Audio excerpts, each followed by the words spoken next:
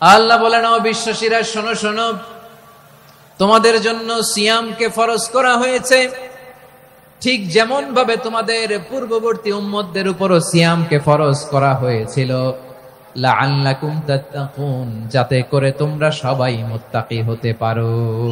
সুবহানাল্লাহ বলেন।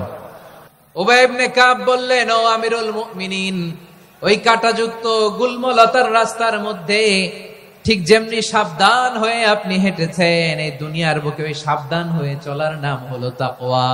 সুবহানাল্লাহ। তাহলে তাকওয়া কারে বলে?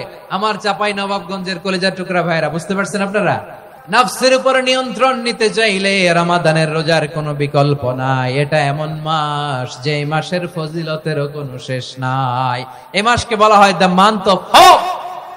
ও নবী, রাতের কিছু অংশ সময় তাহাজ্জুদের সালাত আপনি আদায় করবেন, কারণ এই তাহাজ্জুদ হলো আপনার জন্য নাফিলাত, আল্লাহ অতিরিক্ত ফরজ।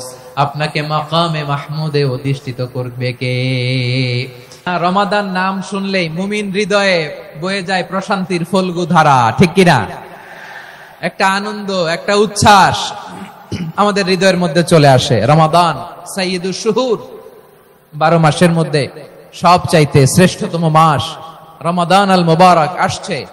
আত্মশুদ্ধির মাস, আত্মসংশোধনের মাস, শুদ্ধাচারের মাস, নিজেকে আলোকিত করবার মাস, ঠিক কিনা বলেন?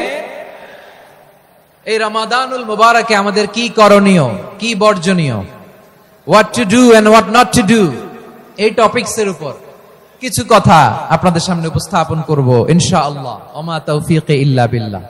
আমার প্রিয় ভাইয়েরা, আমি আমার খুতবার শুরুতে সূরা বাকারার 185 নম্বর আয়াত তেলাওয়াত করেছি, যেখানে আল্লাহ তাআলা কোন মাসে কোরআন আল কারীমকে, মহাবিশ্বের মহাবিশ্বয় কোরআন আল কারীমকে এই পৃথিবীতে নাজিল করেছেন সেটা আমাদেরকে জানিয়েছেন। আল্লাহ তাআলা ইরশাদ করছেন, শাহরু রমাদানাল্লাযী উনজিলা ফীহিল কুরআনু হুদাল লিন্নাস ওয়া বাইনাতিম মিনাল হুদা ওয়াল ফুরকান। আল্লাহ বলেন, রমাদান এমন একটা মাস যে মাসে কোরআন নাজিল করা হয়েছে, আর এই কোরআন হচ্ছে বিশ্ব মানবের জন্য পথ নির্দেশিকা, হেদায়েতের সুস্পষ্ট বর্ণনা এবং সত্য মিথ্যা পৃথক করার আসমানি মানদণ্ড রূপে জামিনে আমাদের জন্য কোরআন নাজিল করেছে কে? আওয়াজ করে বলেন তো, আল্লাহর নাজিল করা এই কোরআনে কোনো ভুল আছে? সবাই বলেন নাই। সবাই বললে এতটুকু আওয়াজ হয় আমি বিশ্বাস করি না। গলা ছেড়ে দিয়ে বলেন, আল্লাহর নাজিল করা এই সর্বশেষ আসমানি কিতাব আল কোরআনে কোনো ভুল আছে?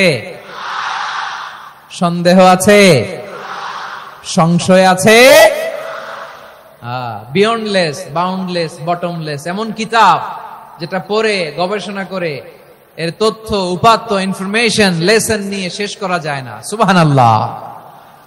আল্লাহ বলেন, এই কোরআনকে আমি রমাদানে নাজিল করেছি, যেটা বিশ্ব মানবের জন্য পথ নির্দেশিকা। এতে আছে হেদায়েতের সুস্পষ্ট বর্ণনা আর সত্য মিথ্যা পার্থক্য করার মানদণ্ড কোনটা